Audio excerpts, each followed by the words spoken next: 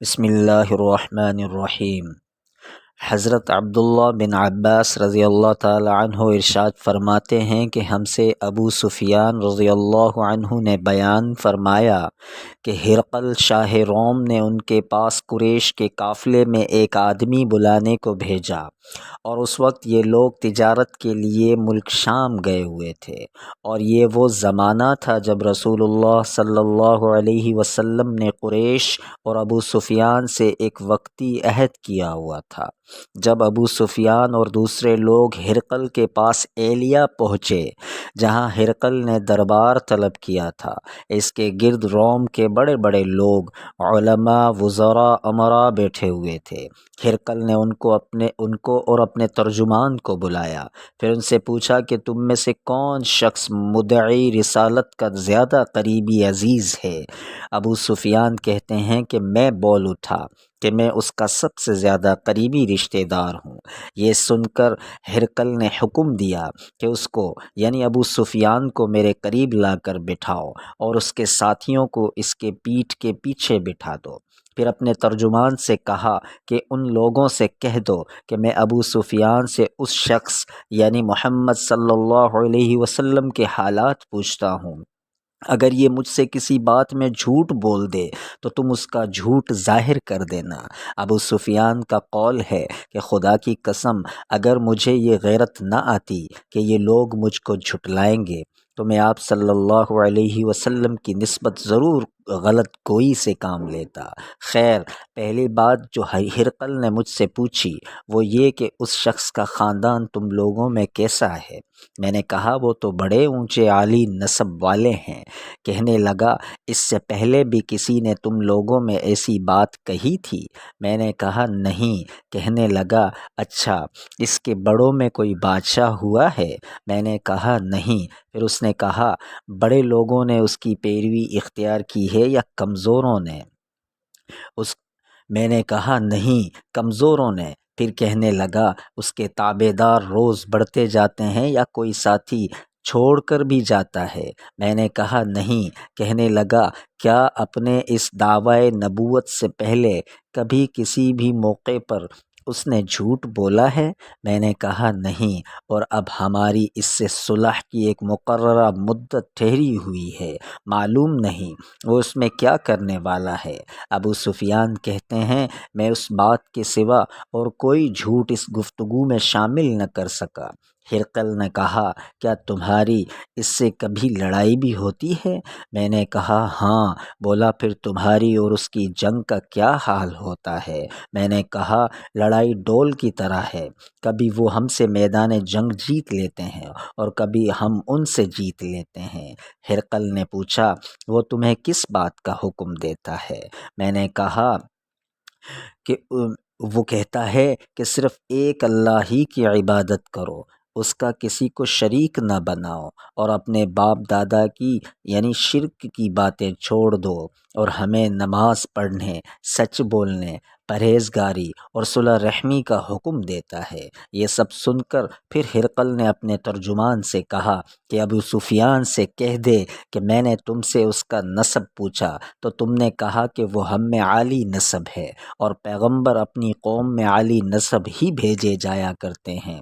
میں نے تم سے پوچھا کہ دعوی نبوت کی یہ بات تمہارے اندر اس سے پہلے کسی اور نے بھی کہی تھی تو تم نے جواب دیا نہیں۔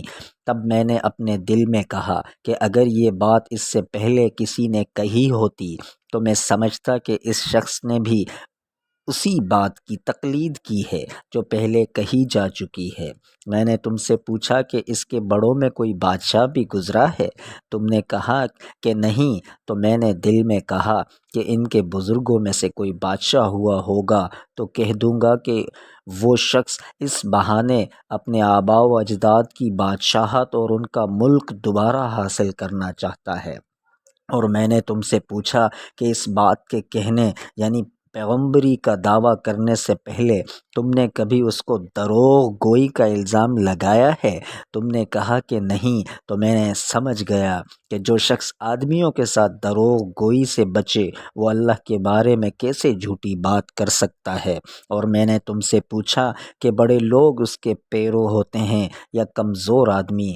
تم نے کہا کہ کمزوروں نے اس کی اتباع کی ہے، تو دراصل یہی لوگ پیغمبروں کے متبعین ہوتے ہیں۔ اور میں نے تم سے پوچھا کہ اس کے ساتھی بڑھ رہے ہیں یا کم ہو رہے ہیں؟ تم نے کہا کہ وہ بڑھ رہے ہیں، اور ایمان کی کیفیت یہی ہوتی ہے حتیٰ کہ وہ کامل ہو جاتا ہے۔ اور میں نے تم سے پوچھا کہ آیا کوئی شخص اس کے دین سے ناخوش ہو کر مرتد بھی ہو جاتا ہے؟ تم نے کہا نہیں۔ تو ایمان کی خاصیت بھی یہی ہے، جن کے دلوں میں اس کی مسرت رچ بس جائے وہ اس سے لوٹا نہیں کرتے۔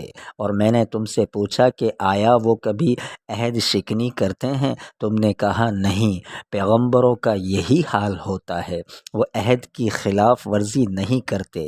اور میں نے تم سے کہا کہ وہ تم سے کس چیز کے لیے کہتے ہیں؟ تم نے کہا کہ وہ ہمیں حکم دیتے ہیں کہ اللہ کی عبادت کرو، اس کے ساتھ کسی کو شریک نہ ٹھہراؤ، اور تمہیں بتوں کی پرستش سے روکتے ہیں، سچ بولنے اور پرہیزگاری کا حکم دیتے ہیں۔ لہٰذا اگر یہ باتیں جو تم کہہ رہے ہو سچ ہیں تو عن قریب وہ اس جگہ کا مالک ہو جائے گا کہ جہاں میرے یہ دونوں پاؤں ہیں۔ مجھے معلوم تھا کہ وہ پیغمبر آنے والا ہے، مگر مجھے یہ معلوم نہیں تھا کہ وہ تمہارے اندر ہوگا۔ اگر میں جانتا کہ اس تک پہنچ سکوں گا تو اس سے ملنے کے لیے ہر تکلیف گوارا کرتا۔ اگر میں اس کے پاس ہوتا تو اس کے پاؤں دھوتا۔ ہرقل نے رسول اللہ صلی اللہ علیہ وسلم کا وہ خط منگایا جو آپ نے دحیہ کلبی رضی اللہ عنہ کے ذریعے حاکم بصرہ کے پاس بھیجا تھا، اور اس نے وہ ہرقل کے پاس بھیج دیا تھا۔ پھر اس کو پڑھا تو اس میں لکھا تھا، اللہ کے نام کے ساتھ جو نہایت مہربان اور رحم والا ہے۔ اللہ کے بندے اور اس کے پیغمبر محمد صلی اللہ علیہ وسلم کی طرف سے یہ خط ہے شاہ روم کے لیے۔ اس شخص پر سلام ہو جو ہدایت کی پیروی کرے۔ اس کے بعد میں آپ کے سامنے دعوت اسلام پیش کرتا ہوں۔ اگر آپ اسلام لے آئیں گے تو دین و دنیا میں سلامتی نصیب ہوگی، اللہ آپ کو دوہرا ثواب دے گا، اور اگر آپ میری دعوت سے روگردانی کریں گے تو آپ کی رعایا کا گناہ بھی آپ ہی کے سر پر ہوگا۔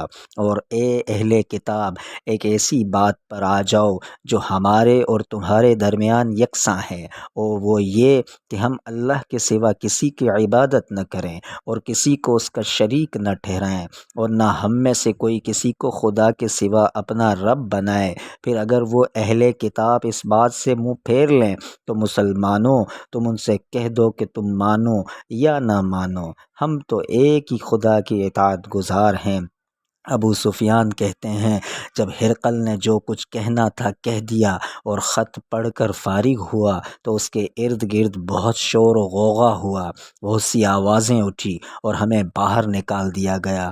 تب میں نے اپنے ساتھیوں سے کہا کہ ابو کبشہ کے بیٹے حضرت صلی اللہ علیہ وسلم کا معاملہ تو بہت بڑھ گیا ہے، دیکھو تو اس سے بنی اسفر روم کا بادشاہ بھی ڈرتا ہے۔ مجھے اس وقت سے اس بات کا یقین ہو گیا کہ حضور صلی اللہ علیہ وسلم عن قریب غالب ہو کر رہیں گے، حتیٰ کہ اللہ نے مجھے مسلمان کر دیا۔ راوی کا بیان ہے کہ ابن ناطور ایلیا کا حاکم ہرقل کا مصاحب اور شام کے نصارہ کا لاٹ پادری بیان کرتا تھا کہ ہرقل جب ایلیا آیا ایک دن صبح کو پریشان اٹھا تو اس کے درباریوں نے دریافت کیا کہ آج ہم آپ کی حالت بدلی ہوئی پاتے ہیں، کیا وجہ ہے؟ ابن ناطور کا بیان ہے کہ ہرقل نجومی تھا، علم نجوم میں وہ پوری مہارت رکھتا تھا۔ اس نے اپنے ہم نشینوں کو بتایا کہ میں نے آج رات ستاروں پر نظر ڈالی تو دیکھا کہ ختنہ کرنے والوں کا بادشاہ ہمارے ملک پر غالب آ گیا ہے، بھلا اس زمانے میں کون لوگ ختنہ کرتے ہیں؟ انہوں نے کہا یہود کے سوا کوئی ختنہ نہیں کرتا، سو ان کی وجہ سے پریشان نہ ہوں، سلطنت کے تمام شہروں میں یہ حکم لکھ بھیجیے کہ وہاں جتنے یہودی ہوں سب قتل کر دیے جائیں۔ وہ لوگ انہی باتوں میں مشغول تھے کہ ہرقل کے پاس ایک آدمی لایا گیا جسے شاہ غسان نے بھیجا تھا۔ اس نے رسول اللہ صلی اللہ علیہ وسلم کے حالات بیان کیے۔ جب ہرقل نے سارے حالات سن لیے تو کہا کہ جا کر دیکھو وہ ختنہ کیے ہوئے ہے یا نہیں۔ انہوں نے اسے دیکھا تو بتلایا کہ وہ ختنہ کیا ہوا ہے۔ ہرقل نے جب اس شخص سے عرب کے بارے میں پوچھا تو اس نے بتلایا کہ وہ ختنہ کرتے ہیں۔ تب ہرقل نے کہا کہ یہی محمد صلی اللہ علیہ وسلم اس امت کے بادشاہ ہیں جو پیدا ہو چکے ہیں۔ پھر اس نے اپنے ایک دوست کو رومیہ خط لکھا اور وہ بھی علم نجوم میں ہرقل کی طرح ماہر تھا۔ پھر وہاں سے ہرقل حمص چلا گیا۔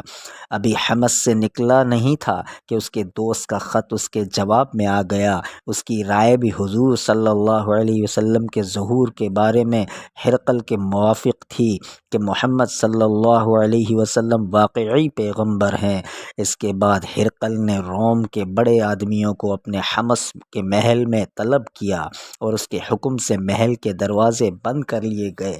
پھر وہ اپنے خاص محل سے باہر آیا اور کہا کہ اے روم والو، کیا ہدایت اور کامیابی میں کچھ حصہ تمہارے لیے بھی ہے؟ اگر تم اپنی سلطنت کی بقا چاہتے ہو تو پھر اس نبی صلی اللہ علیہ وسلم کی بیعت کر لو اور مسلمان ہو جاؤ۔ یہ سننا تھا کہ پھر وہ لوگ وحشی گدھوں کی طرح دروازوں کی طرف دوڑے مگر انہیں بند پایا۔ آخر جب ہرقل نے اس بات سے ان کی یہ نفرت دیکھی اور ان کے ایمان لانے سے مایوس ہو گیا تو کہنے لگا کہ ان لوگوں کو میرے پاس لاؤ۔ جب وہ دوبارہ آئے تو اس نے کہا میں نے جو بات کہی تھی اس سے تمہاری دینی پختگی کی آزمائش مقصود تھی، سو وہ میں نے دیکھ لی۔ تب یہ بات سن کر وہ سب کے سب اس کے سامنے سجدے میں گر پڑے اور اس سے خوش ہو گئے۔ بالآخر ہرقل کی آخری حالت یہی رہی۔ ابو عبداللہ کہتے ہیں کہ اس حدیث کو صالح بن کیسان، یونس اور معمر نے بھی زہری سے روایت کی ہے۔ جزاکم اللہ۔ حدیث صحیح البخاری وحی کے بیان میں حدیث نمبر 7۔